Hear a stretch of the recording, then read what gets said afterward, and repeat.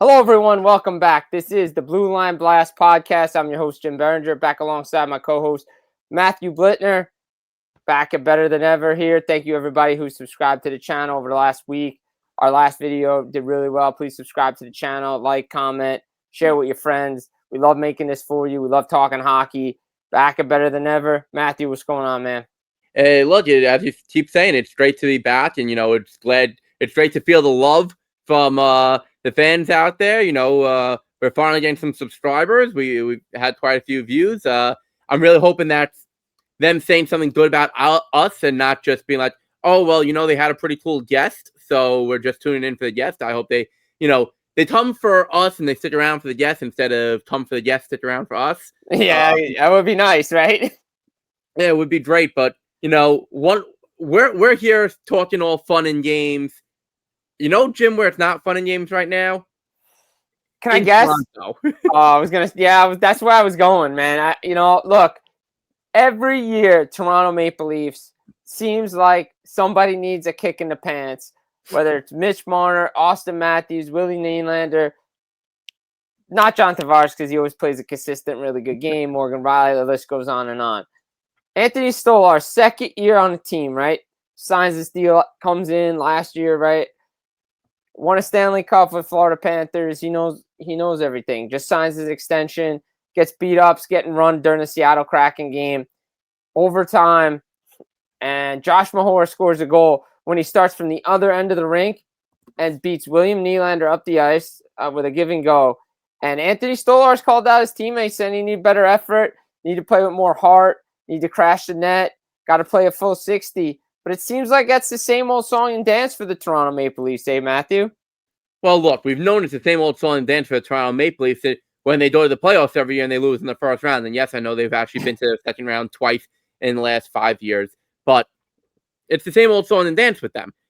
I wish I could call them the New York Jets of the NHL, but they actually win games and go to the playoffs in the New York Zone, unfortunately.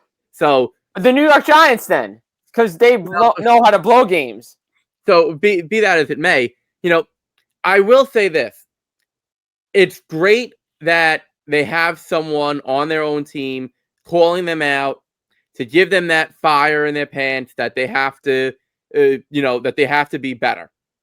However, when it's coming from a player like Anthony Stolarz, who, let's be honest, he's never been the world's greatest goaltender. He's been a career backup, maybe a 1B at best. He's never really been a true 1A goaltender. For him to be, he's only been on the team less than 2 full seasons, I believe it is. Yeah. For him to be the one delivering the message, and it's not like he's been playing that great. Yes, goalies are obviously affected by the defense in front of them, but it's not like he's been the reason why they are good and everyone else has been the reason why they're bad. So for the message to be coming from him is a little disingenuous for that, because if the message is going to be delivered, it has to be delivered by leadership. And I know goaltenders are looked at as leaders, even though they can't legally wear the captaincy because of the antiquated rule that I firmly don't believe should be on the books. But that's a conversation for another day. I do feel that, and Austin Matthews is not the one who's going to deliver the message. No. Just because that's not him. That's not Austin Matthews. John Tavares is the former captain, should be the one delivering that message, especially if you're going to go public with it. It's one thing to, keep it in the room and for any player to speak up, okay.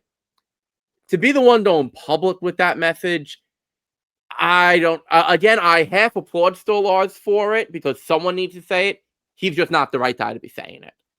But I understand his point of view on it, though, and his frustration level because, yeah, the team hasn't played well. And he owned it after practice on Monday. A lot of guys did. It was, kumbaya and everybody saying the right thing. And, oh, we've had the conversation and, it's just frustration and we push each other.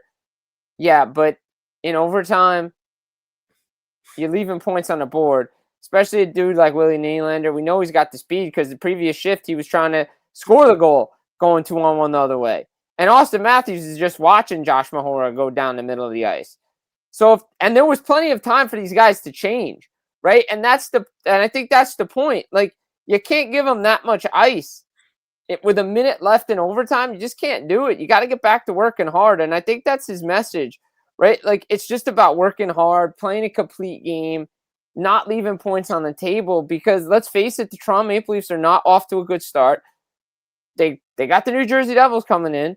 That's a litmus test for both teams, right? Especially for the New Jersey, who's, let's be honest, has struggled a little bit against Toronto. Sure. They usually get the better of them, but they're always tight games and they're always overtime games, it feels like. But it's clear that Toronto is missing Mitch Marner. It's clear that they're trying to adjust and find their identity.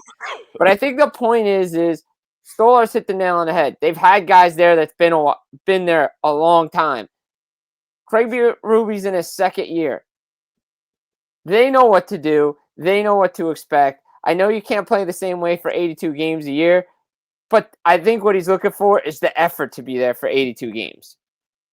Sure, and I'll go along with you on the effort, although we all know that even the best of teams will not necessarily have effort, the maximum effort in all 82.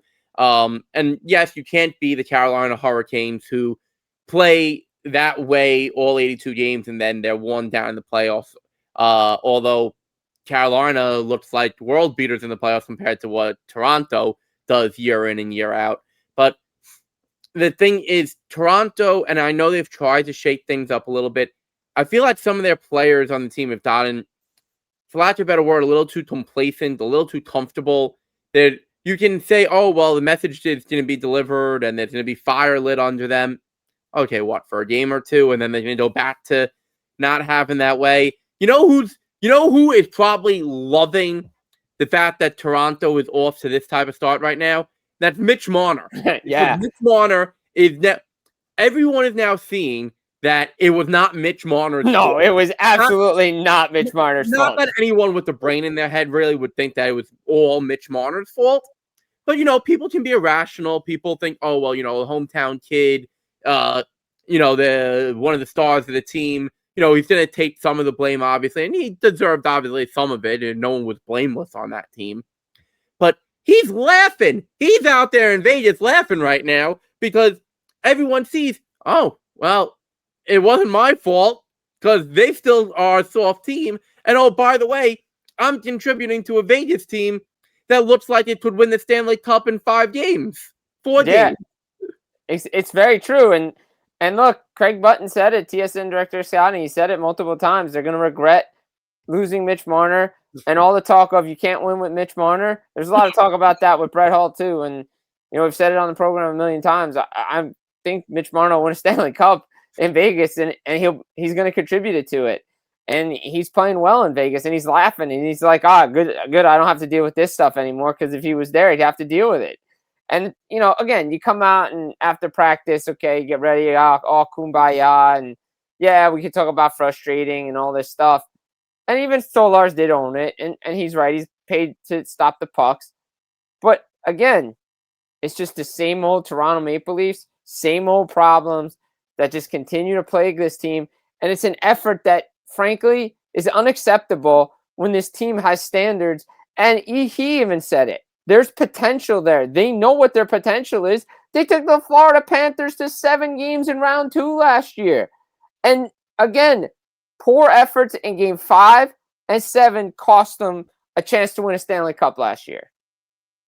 Jim, you know who is generally in the conversation of no effort, but is now showing so much effort that the Toronto Maple Leafs should be envious of? Who you got? The New York Rangers, who, by the way, while recording this episode, finally scored their first goal of the season at Madison Square Garden. Okay, by Artemi Panarin, I believe, was credited with the That goal. is correct. At 57 seconds into the first period. So they avoid the ignominious, nature of breaking the Pirates record from 1928. They avoided. Who knew that was even a hockey team, by the way? Well, those of us who have paid attention to the history of the NHL knew it was a hockey team. But yes, that is meant as a little jab. But they managed to avoid that.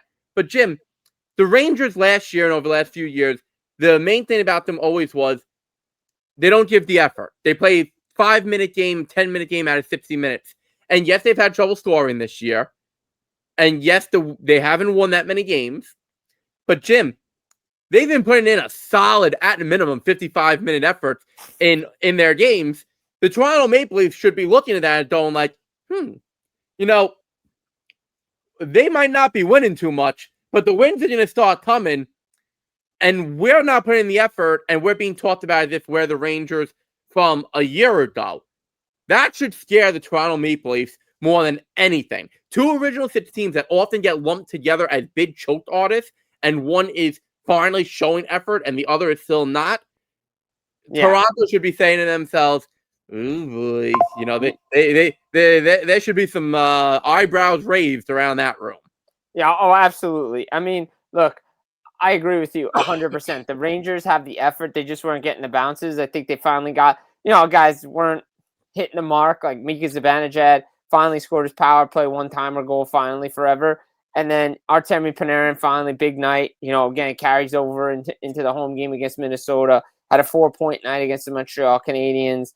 And the effort was there even on home ice. They were just getting goalied, right? They were just getting goalied. And that sometimes happens.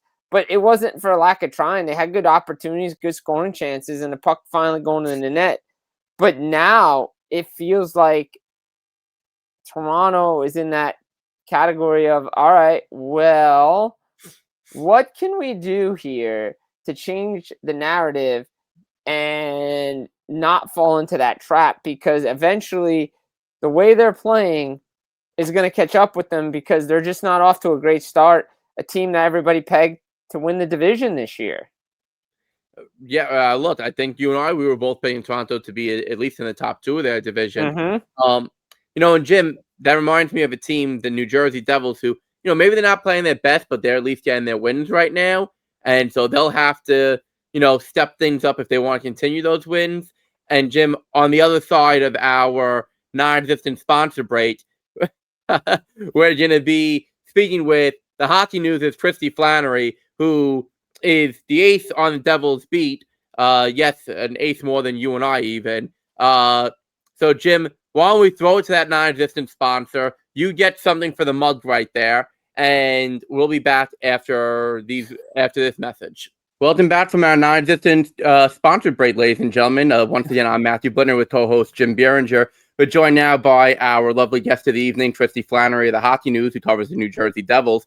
Kristy, welcome back to the show as a returnee guest. Thanks, guys. Thanks for having me back.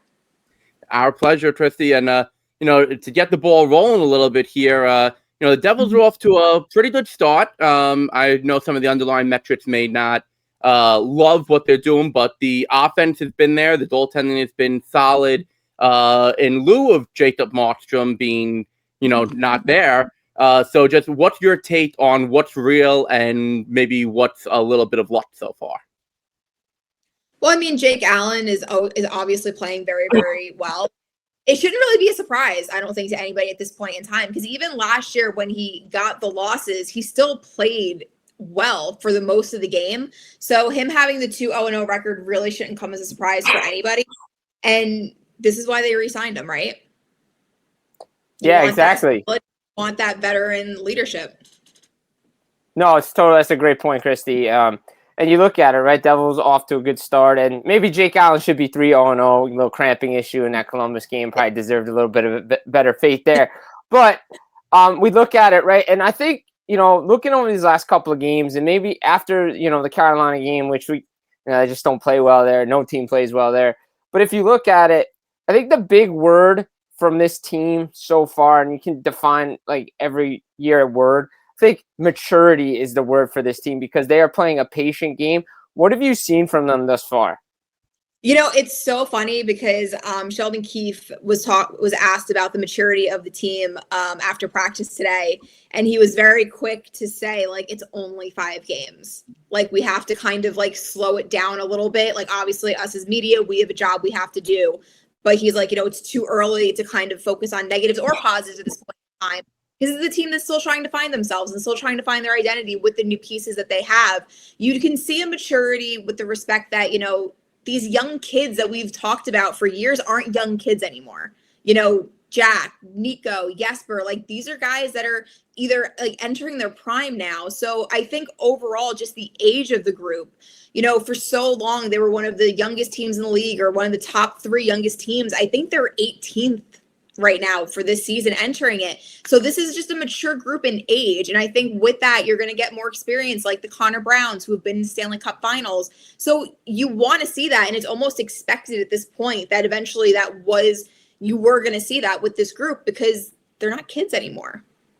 It's true that they're not kids. And, that's the best way to say it. And I feel there's one thing in particular that, beyond the overall play, but there's one thing that really does show how mature they've gotten. And that's the penalty kill. Because on the power play, especially young teams, they love to have the chance to create offense. They might force plays and they get a little bit ahead of themselves on where they can go with the puck. On the defensive end, though, with the penalty kill, young teams often struggle because they have that nervousness. They can't figure out how to wait and how to take back, how to manage that, being proactive versus reactive. And the Devils have now killed off going into the recording of this 16 consecutive penalties. So what's your take on what they're doing when they're down a man? Well, it's again, look at the personnel. You have Brett Pesce, Brendan Dillon, Jonas Siegenthaler, Luke Glendening, Connor Brown, Nico Hischier, Dawson Mercer. These are guys that have been doing this for a really long time. And it's great, if you want to go back to maturity, to see Jesper and Jack kind of also be able to take on those roles and, have that offensive threat, but still not be a complete liability in their own zone. And I think in a conversation I had with Jesper last year, he reminded me that he was penalty killing earlier in his career as well, then kind of stopped, and now he's back into it again. But I think it's just, like I said, it's the age and the personnel. And these are guys that have been doing this for a very long time. You don't really have any newcomers on the penalty kill. These are veterans that know exactly what needs to be done. Plus you have Brad Shaw, who's been a fantastic addition, to the back end. And even today, Keefe was saying that they thought they needed a different voice for the defense. And, Brad Shaw comes in, veteran, pro, works with older defensemen, works with younger defensemen. So I think right now you're just seeing, if you want to use the word maturity, but you're seeing just a very seasoned group that's handling the penalty kill. Yeah. And look, just to follow up on the penalty kill real quick, you can't, I look at it twofold, right? It's great what they're doing, but at some point the numbers go the other way. They cannot continue to keep taking 6 penalties a game. Eventually it's going to bite them in the butt. 100%. So, I just look at it that way and you just see, it's even Keefe said, it's the beginning of the game, the start of the game, can't change the momentum because against Edmonton, especially that power play, that could have been 1-2-0 quickly for the Oilers, but the Devils figured out a way to get it done, offensive zone penalties. And you mentioned Brad Shaw and the coaching changes. What have you seen differently from Sheldon Keefe maybe this year and the other coaches that have been brought on? I don't know if I've seen anything really different from Sheldon. I think Sheldon is a coach that he pretty much is who he is. You know what to expect. I think what you're seeing is players now know what that expectation is. I don't think there is maybe that shock that Elliot Friedman talked about when Sheldon came in last year and the adjustment. I think you're seeing players who know exactly what they're getting and what Sheldon expects of them. And I think that's more it than maybe Sheldon evolving. So I think he's pretty much what you see is what you get with him. Well said regarding Sheldon. I mean, I do feel he has probably, I don't want to say mellowed, because as media members, I don't think we ever feel that the coach is really mellowed at all. But he certainly seems to have that little hesitation in explaining things and being more open and willing to explain how things are without just being like, no, we are doing it this way. He seems to have maybe, again, going back to the word maturity, matured a little bit himself in that regard. But, we keep dancing around the various players on the team, and a lot of the focus obviously goes to Jack and Jesper and Luke and Nico, and obviously that is appropriate. But the bottom 6 this year seems to be a lot better and a lot different than it had been. And I mean, Arseny Dritsia obviously gives them an added offensive threat. Luke Glendening, as you mentioned, very good on faceoffs. What are you seeing out of the bottom 6?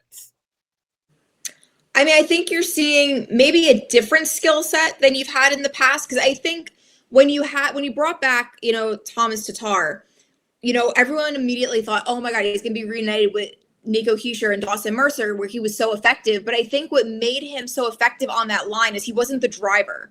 He was able to just complement the two players that were driving that line. And I think what you saw with him when he came back in the second stint is now when he was relied upon to be the driver of the line, there was a little bit of a struggle. And I think that's kind of where you saw that he didn't quite have a spot. He didn't quite have a space where he truly looked like he belonged, which is why he was scratched. Curtis Lazar had the knee injury that really hindered him the entire year because he got injured so early in October.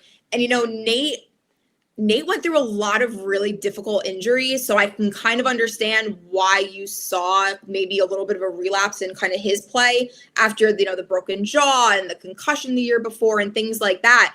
But going to this year, you do have Paul Cotter, who is, I think, what you're getting from him every night. He's very effective in what his role is. Connor Brown, I think, is a pleasant surprise for a lot of people. His speed alone, I said to him the one day I saw him, I said, you're like a dog on a bone when you're on the forecheck. So he has that kind of mentality because he laughed. He's like, well, I need that mentality for my role. And I think with Arsenij, he has the creativity that I think is a great compliment to guys who really stick to the system because they allow him to be creative because they're always going to take care of the small things and be like the erasers if something goes wrong and they have to kind of correct a mistake. So I think you're just seeing a really nice balance right now of talent, veterans. I think you're just seeing a really nice blend in the bottom six that maybe the team hasn't had in the past 2 years. And you look at it, maybe past 2 years, past couple years, you even throw 3-4 years into this. The Devils have always been hit by injury. The injury bug kind of carried over from the end of last season. Jonathan Kovacevic, we know we won't see him for a little bit, but then Stefan Naismith, which hopefully he'll return soon, and Jacob Markstrom gets hurt, and Seamus Casey gets hurt, and Mark McGough. Everybody, like the Devils were before they even started, like 5 guys out. I'm like, all right, here we go again. But again, it seems like the mindset of this team has changed, saying, you know what, every team has to go through injury. Why can't we? Why can't we have the next man up mentality? Well, I think there's more options, to be completely honest with you, because if you look at it, Kovacevic gets injured, but you have Nemitz, who is basically at this point, he needs that opportunity to prove if this is somebody who could stick in the top 6 and make an impact and make a name for himself. Seamus Casey, you have him injured, but again, you have Nemitz there as, the guy that can go in and take those minutes. And even with Dadonov, you have Palat, who, like Sheldon Keefe has said multiple times at this point, that when he felt his team was playing at their best, Palat was playing alongside Jack and Jesper. And I know that's very controversial for a lot of fans, but that is what the coach says. So I think what you're seeing is just, the injuries are there, but there's guys that can just immediately go and fill it in. Whereas I think in previous years when there was injuries, there was a gap between the talent that you lost and the talent that was coming in. I think there's more of a balance right now in the depth pieces that the Devils have. Speaking of that balance and just making the pieces fit, we know that Stefan Naismith is trending back towards coming back sooner rather than later. I believe the report was that, he could be an option as soon as later this week. He said he's out tomorrow, potentially maybe Wednesday. Right. So if he comes back Wednesday, or let's say he comes back Sunday, which would be their next home game after Wednesday. Mm-hmm. Where do you see the lineup pieces going? Because they had something good last year going when it was Timo Meier, Nico Hischier, and Stefan Naismith as the line. Now, Dawson Mercer obviously hasn't lit things up, but he's been playing some of his best hockey that he's played in the last couple of years, being the third man on that line. So where do you see Naismith fitting in, and what do you see the lineup juggle becoming? I think to start, you're going to put Naismith on the 4th line and Brian Hallinn's coming out. Because as much as the one thing that Keefe said today that I thought was interesting was when they look back on the tape for the game against the Edmonton Oilers, which we obviously know was a victory, he wasn't really happy with the way the team played. And he feels like there's a lot of areas where the team can grow, but they're in a spot where they're still winning games. But is it sustainable for them to win the way that they're playing? But when you win 4 in a row, a coach isn't going to juggle every single line to make one guy fit. So I think that it's just logical that Nason's going to come in And honestly, I think a fourth line of Nason, Glendening, and Cotter is a solid fourth line, because what you have with Stefan Nason is a guy that's willing to adapt and play whatever role is needed of him. So I think he can completely be effective in that limited time. And then as maybe losses start to happen or Keefe's still not seeing what he likes, then you can juggle it further. But I think without question, you're going to see him and Hallinan swap spots, at least to start. And speaking of another guy we should mention about, obviously we've touched on it, Jacob Markstrom still out there a couple weeks with the injury, lower body. What's the timeline on him? And do you think this will have an impact on the contract extension that both sides are working on right now to keep him there? Yeah, so Markstrom was a couple of weeks, so it was nothing. They dodged, I guess, what they thought might have been worst case scenario, because Keefe said it was a couple of weeks, but it was good news considering the situation. You can go back and forth with it. I think that when you have two veterans that, offer a lot in the locker room, which obviously nobody really sees, and they're stable enough in net, and you feel that your team's in a win now mode, you're going to run those veteran goaltenders. And I think you pretty much at this point can figure out that Yeageroff is the future of the New Jersey Devils. So if in their mind, if they're thinking, okay, well, we have these two veterans that can stabilize them, can we run them until we believe that Yeageroff is ready to make that jump? Do you do that? I don't know if I go back and forth if it's good to have two 35, 34-year-old goaltenders locked up for 4 to 5 years. But what are their other options? Because that's the other problem too, is that for goaltenders, I was talking to somebody at the rink and they were like, if you want a good goaltender, like you have to draft them at this point. They're very difficult to pick up, or they're going to cost a fortune. So it depends on how much faith, because that Sheldon Keefe and the Devils front office love Jacob and Jake. They're a great tandem together. They work well together. They're great leaders in the locker room. So I could see why on the surface level they'd want both of them back for a few more years, but there is the risk. And if you look back, Markstrom does have a little bit of injury history where he does miss a couple of weeks or a month, like every season. It's tough. You have to kind of weigh that. And at this point, I go back and forth personally about it. Well, it's obviously something that with Jacob Markstrom that sometimes the missing 2 or 3 weeks can be a blessing in disguise for the team, because it allows you to see other players. It would give Dawes an opportunity. It would give other goalies in the system an opportunity, depending on whether it's this year, next year, whenever it may be. Or sometimes it allows that player to come back and by the time the playoffs roll around, be a little bit fresher than everyone else. So, there are ways to look at the injuries, but I want to turn your attention to something, and this is something that you don't see on the ice, but you do spend a lot of time around the Devils broadcast team, both the back end and the front end of it. The Devils have a new TV play-by-play man this year in Don Ladretta. Now, he's not new to the business. Obviously, he's made quite a career for himself. But what is your take on what he's brought to the Devils broadcasts and the Devils family so far? Yeah, well, he's 4-0-0, right? He's 4-0-0. He has the fantastic catchphrase already that's being printed on T-shirts. I mean, I think people are pretty happy with Don LaGreca at this point in time. We all love Donnie. Donnie's a great guy. Yeah, He got a passion for the business, got a passion for the game, and that's what you want in your announcing team. Him and Dano work well against each other. I mean, Bryce is there too to bring it in, and this team is just performing well. And obviously, it helps when the top guys are going, like Jack Hughes and Jesper Bratt and Nico Hischier. And what have you seen? My final one for you is, what have you seen from Jesper Bratt over the course of his time with New Jersey, especially his development as a player through the offseason and into the season? He's just so good. And I've come, in speaking with, his mental skills coach as much as I have, and, Keefe and John Hines going back to when, Jesper first came over, and you could just see how much respect he gets because of just the way he works and handles and like perfects his craft. And at the end of the day, you have to realize too, like, this is just a job for them. Like, some people go into an office, some people, you know, go into a retail store. Like, this is just their job. And to see somebody so dedicated and just so routine and regimented in what they do and always trying to figure out a way to get better, and nothing really seems to be quite good enough for him. There's so much respect. And like we were saying before we recorded this, that it just seems like, you know, right now he's on a 5-game point streak to start the season. And it's not even a surprise, because it seems like every season he's on a 5, 6, 7, 8-game point streak to start the season. So he's just, you can't say enough about just how he looks at the game and how he prepares himself for the game. And I think that's what really makes him stand out.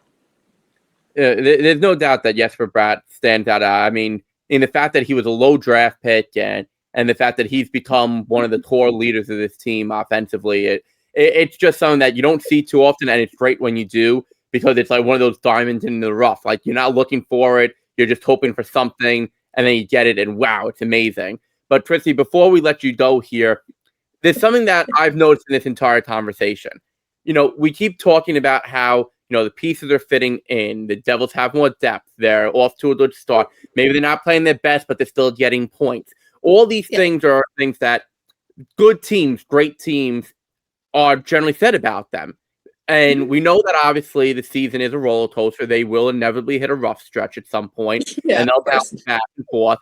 But where do you think this team can go? You know, we already have had Matt Laughlin on here saying that he thinks they can win the division, go to the Eastern Conference Final at the very least. What's your take on where this season goes for the New Jersey Devils? I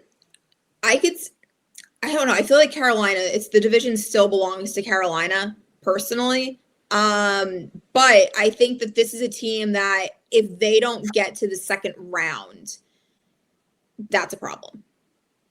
Eastern Conference Final, there's a lot of competition there. So I wouldn't, if they don't make it to the Eastern Conference Final, I wouldn't look at it and say, oh, the season was an absolute failure. But I look at it as this is a team that is a 1,000% a playoff team and should at least make it to game 6 or 7 in round 2. Well put. You know, game 6 or 7 in round 2, I think a lot of fans would sign up for. It's been quite a while since they've been there. Kristy, again, thank you so much for joining us. And ladies and gentlemen out there, you know, make sure you check out Kristy's work for the Hockey News. Everything Devils related you can find there.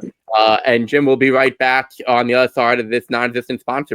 All right, ladies and gentlemen. So we're back from our non-existent sponsor break, our second of the show. Come on, sponsors, if you're out there, we've got some key, crucial, beautiful inventory for you. And no, that is not the mug that Jim keeps holding up. That is the spot for your, for us to shill for you for advertising. But we did just speak all things Devils with the Hockey News' Kristy Flannery. Jim, she gave us a great diagnosis of all things Devils. And now it's time to return to something that we started last week. Overreactions, surprises, and disappointments around the league. Last week we started pretty much with just the Eastern Conference. And while there are some Eastern Conference teams that we still need to get to, Jim, let's start over in the West. Kick it off. Who's your biggest surprise team over in the Western Conference right now? Well, I got 2 for you. I got 2. Ooh. I coming in with 2 this week. I got to go all the way to the Pacific Northwest. The Seattle Kraken. Big surprise to start the season. They didn't think they would get off to this hot start. I love the way they're playing. Mason Marchman's been a great addition to that team that already had Jared McCann. Their defense has stepped up. New head coach Lane Lambert. Maybe he just needed a new situation. Following a guy like Barry Trotz on the island might not have been the best situation for him. And now, you know, the Kraken are playing really well. Again, Jordan Eberle's there. James Schwartz, obviously former Devil Adam Larson's there. Vince Dunn. The goaltending, Joey Decord, has really come into his own. And this has allowed Seattle to kind of sneak up on some teams at the beginning of the season, win some games, steal some points that maybe a lot of people didn't think they were going to get. Like, I still don't think they're a playoff team. But at this point, I mean, you know, again, still early, 5 games in, 3-0-2, sitting at 8 points. You know, a lot of things can change. But to me, I mean, this is a good sign for a Seattle team in their second year of existence, made the playoffs and went to round 2 of the Stanley Cup playoffs and lost. So there's a lot of positive there because let's be honest, if things didn't start off well for the Seattle Kraken, all we're going to be talking about is all the guys that are leaving, who's going to get traded. Maybe that's just put on ice right now. I like what Seattle has done to start the season. Yeah, look, Jim, I think we both had them pegged as finishing in the bottom 2 in the Pacific and as well as in the entire league when we did our preview show a couple weeks ago. And I'm not going to say that Seattle, and I do agree they are one of the biggest surprises. I'm not going to say they're as phony as a $3 bill because they're not. There are some things there that are positive. Now, are they as good as a $5 bill? Not quite. Not quite. I feel like they're somewhere around a $2 bill. They've got some good things going for. There's some scarcity there. People didn't like them. People didn't want to see what happens. People didn't want to flock to them to get some of that. But, they're probably going to taper off. And if you look at the underlying metrics a little bit, it's not like they've been doing great. There has been a significant amount of luck that's played into it. But, Jim, there is another team in the West, in the Pacific Division, who I'm saying is a big surprise. And you might disagree with me. Fans out there might disagree with me. I know their particular fan base already does not like me for something that I wrote a couple of years ago. and that's the Vancouver Canucks. Hey, look, before you get into this, I'm just going to throw this out there. Again, still early in the season. However, we know we've discussed a certain defenseman on that team, Quinn Hughes, captain. It all came down to what this season was for the Vancouver Canucks. And I always have prefaced it. What if the Vancouver Canucks are good? Well, I still don't think the Vancouver Canucks are good. However, they are proving me wrong right now. Now, obviously, 2 weeks in, 5 games in, things could go south for them real quick, and I wouldn't be surprised in the slightest. But unlike Seattle, whose metrics maybe show some significant luck, Vancouver's offense has been not great, but it's been pretty damn good this year so far. And Thatcher Demko's been very good. He's got a very respectable save percentage right now. And again, small sample sizes. Right. But Vancouver, they're making me eat my words at the moment. So I will give them kudos for now that the Vancouver Canucks are a big surprise. Look, I always said coming into the season, you got to wait to pack Quinn Hughes' bags out of Vancouver because you just didn't know. New head coach, Adam Foote, maybe going to take some time to figure this out. Kevin Lankinen's playing well, too. Look, Elias Pettersson hasn't even gotten going yet. Finally got off the schneid the other day. Brock Besser didn't play the other day, but he's been playing well. Connor Garland leads the team, right? And the two guys that I'm watching, really, you said Demko and Garland. Those are two guys I could watch for Team USA at the Olympics. I mean, don't forget, a lot of people forget this, and we all can dismiss it. If you don't watch the World Championships, you need to, because Andrew Mangiapane found his scoring touch for Team Canada there. Connor Garland's just carrying over his steady play from Vancouver, from Team USA, where he helped win a World Championship. And it's carried into this season. And everybody said when he signed for $6 million it was way too high. Oh, I can't pay him that kind of money. He's playing really well for this team right now. And look, can he make Team USA? Maybe. I don't know. He's a borderline player, but if you want to win, those are the guys you kind of want to win with. I think Demko's thrown his name into the ring as a potential third guy if he continues to play like this and stay healthy. So I never wrote off the Vancouver Canucks. I always say, hey, there's a chance because the Pacific, we just don't know after Vegas and Edmonton's kind of struggling right now, and LA's struggling right now. And we'll get to a couple of those teams later on. But Vancouver's playing well. But I got my second team that I was going to throw out here, Chicago Blackhawks. Yeah. Nice surprise to start the season. What a trade. Getting Spencer Knight. Brought some stability to the goaltending position. He's played really well. Connor Bedard's come in, looked really well. But it's the guy, Frankie Nazar, man. That kid is unbelievable. I feel like as much as we promoted Bedard, number one pick, this generational type player, feel like this is Frank Nazar's team. Okay. Hold up here. That you gotta say this is my blast from the blue line before you say something like that. Hey, I'm okay. teasing. This is Connor Bedard's team. It's still Connor Bedard's team. Okay. And Connor Bedard is among the leaders in points right now. And again, it's still early, but you can see him taking that next step. Maybe he's not jumping into the Hart Trophy conversation. No. But he's taking those steps, and maybe his progression will be more linear than, exponential. But that's okay. You don't have to have exponential growth as long as you continue to grow steadily. I will say I agree that Chicago is a big surprise. However, and I'm going to say this, the biggest surprise for me is the biggest disappointment, and that is the Calgary Flames. Yeah. Who, as of the recording of this episode, have the worst, not tied for the worst, not among the worst, have the worst, barring none, the worst plus-minus goal differential in the National Hockey League. Yeah, no, it's bad. The defense, goaltending, I was picking them to finish 4th in the division, get a wild card berth. Jim, these Calgary Flames, I mean, they're playing like they don't want to be there. They really are playing like they don't want to be there. And I know they've been stuck somewhat in between of a retool, rebuild, trying to compete situation over the last couple of years. It might be, if this continues through, I'm going to say, the second week of November, which would be about 5 weeks total into the season, I'm going to say that Craig Conroy needs to say, you know what, enough's enough. We're not going to be a middling team anymore. We're gonna plow full steam ahead with one course of action, whatever that course of action is, and you have to just stick to it and go.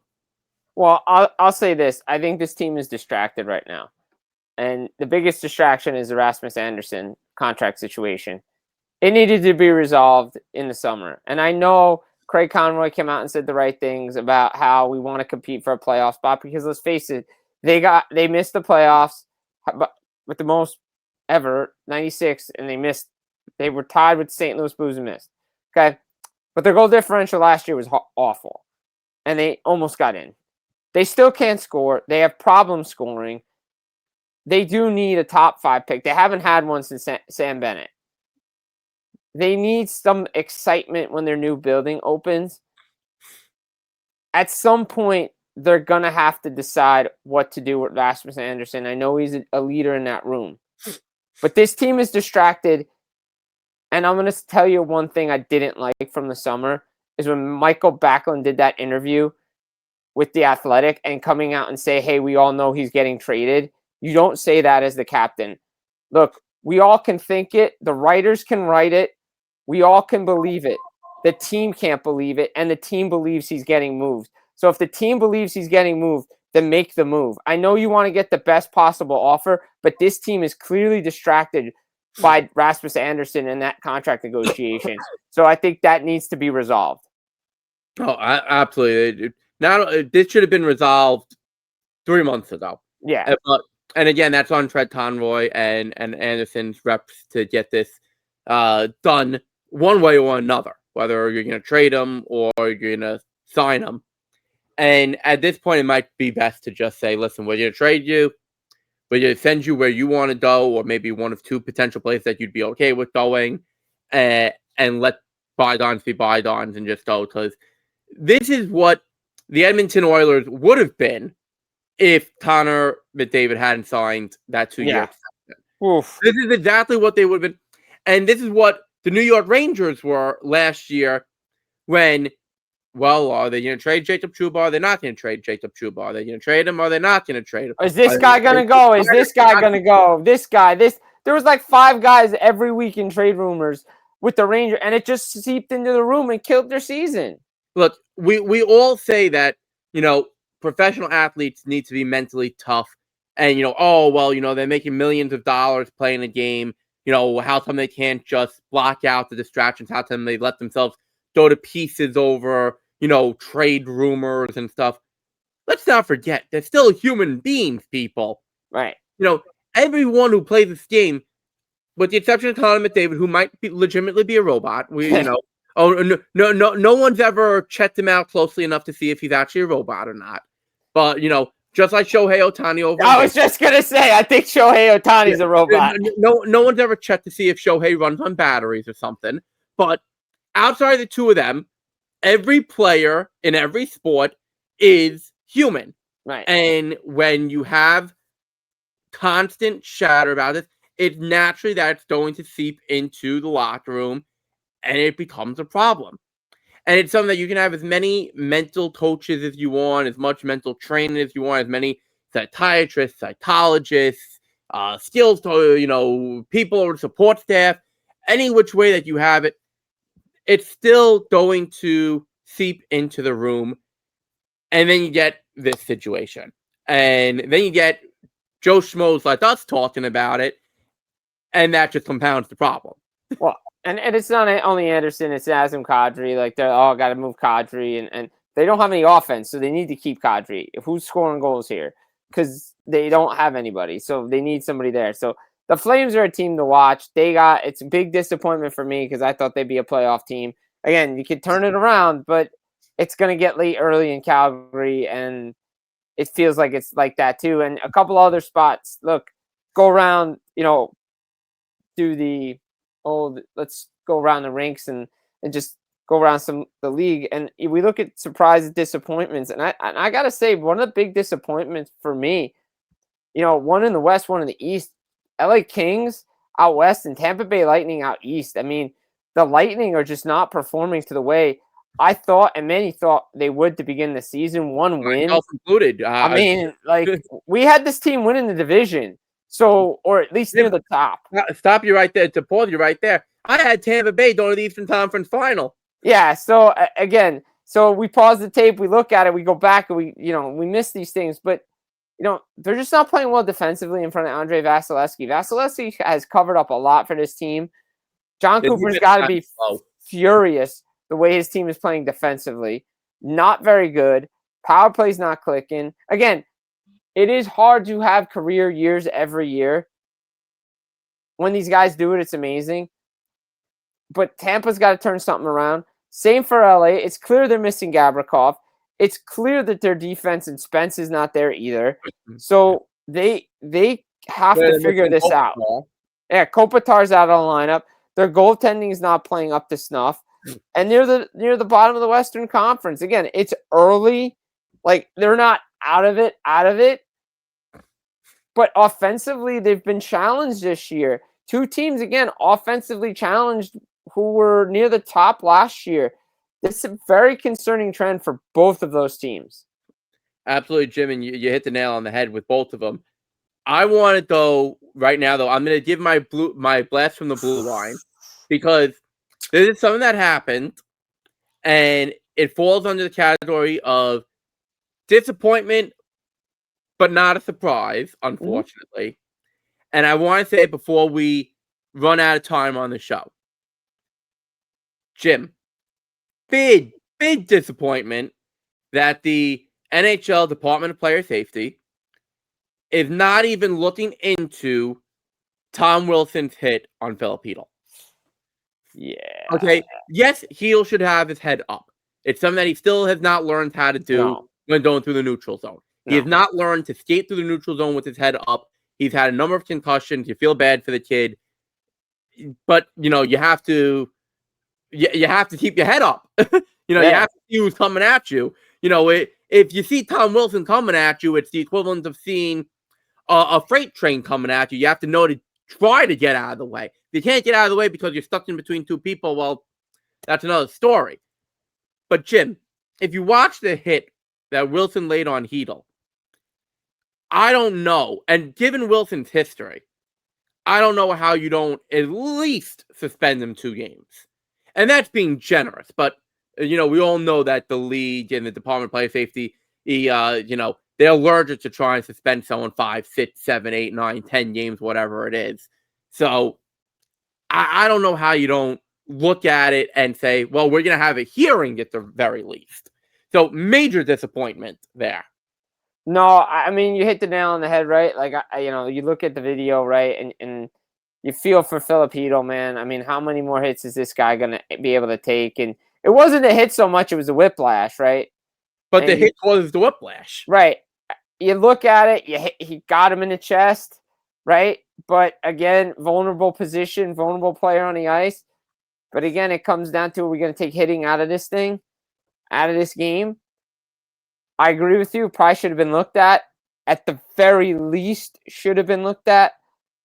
Whatever comes out of it, comes out of it. But again, I'm not the judge, jury, or executioner.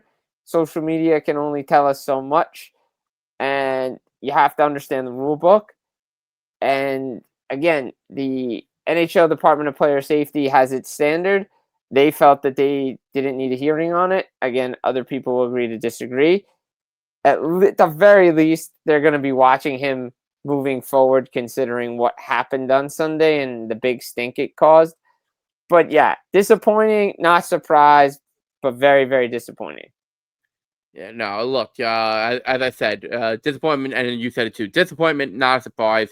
We know the league doesn't stand up for some of its players. And we know that the league allows certain players to just continue to get away with stuff. I saw one thing on social media, even, if that was Matt Rempe who would have hit Filipino, he would have been suspended. Oh, yeah, he'd been thrown out of the game. So he would have been suspended for the rest of the season. Right. And this is the difficult part about this thing, and I think this is where the PA, I understand, needs to protect both players, but at some point needs to recuse itself from this process, because you can't protect the victim and the guy who's hurting the victim.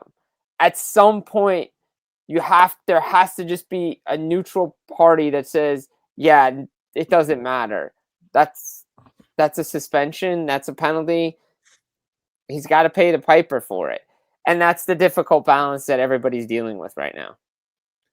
Yeah, look, maybe, the media is always considered the fourth estate, right? Right. Maybe you put a panel of writers, broadcasters, whoever you want, and they're the middle people. I don't know. I mean, we've tried that in college football. It didn't work out too well. So, that's college football. Yeah, that's true. College football has a lot of things. We know the NHL. Look, no, far be it to say that NHL writers are, blameless in things. We've all been there, done that on certain things. But yeah, let's be fair, okay?